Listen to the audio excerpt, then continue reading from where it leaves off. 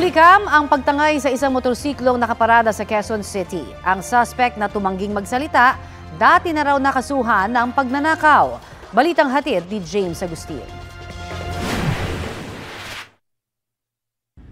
Nahagip sa dashcam video na itong isang lalaki habang naglalakad na nakapayong sa Barangay Santo Domingo, Quezon City. Sa kuha naman ng CCTV, kita ang lalaki na tila may hinahanap. Nang mapansin na nakaparadang motorsiklo, nilapitan niya ito at umalis siya sa lugar.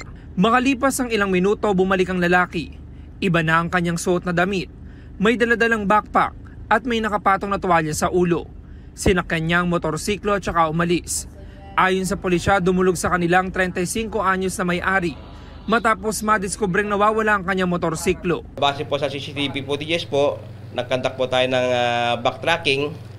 Na-identify po natin yung suspect. Agad po nagsagawa po tayo ng tracker team. Sa follow-up operation ng pulisya, naaresto ang 28 anyos sa suspect. Nabawi sa kanyang motorsiklo, natanggal ng top box. Dumating sa lugar ang may-ari para kumpirmahin sa kanya nga ang na-recover na motorsiklo. Bukod sa motorsiklo, may nakuha ring baril na kargado ng mga bala mula sa suspect.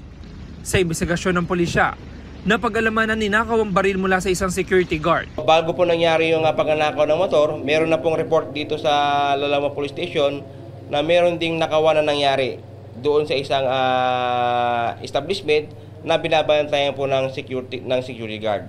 Ika-siyam na beses na makukulong ng suspect.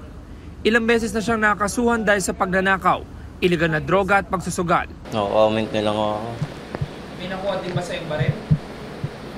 Ha? No-comment na lang po ako sa mga ganyan. Sinampahan ng suspect ng mga reklamong paglabag sa New Anti-Carnapping Act, Comprehensive Firearms and Ammunition Regulation Act at robbery. James Agustin, nagbabalita para sa GMA Integrated News. Kapuso, para sa mga maiinit na balita, mag-subscribe sa GMA Integrated News sa YouTube. Sa mga kapuso naman abroad, subaybayan nyo kami sa GMA Pinoy TV at sa www.gmanews.tv.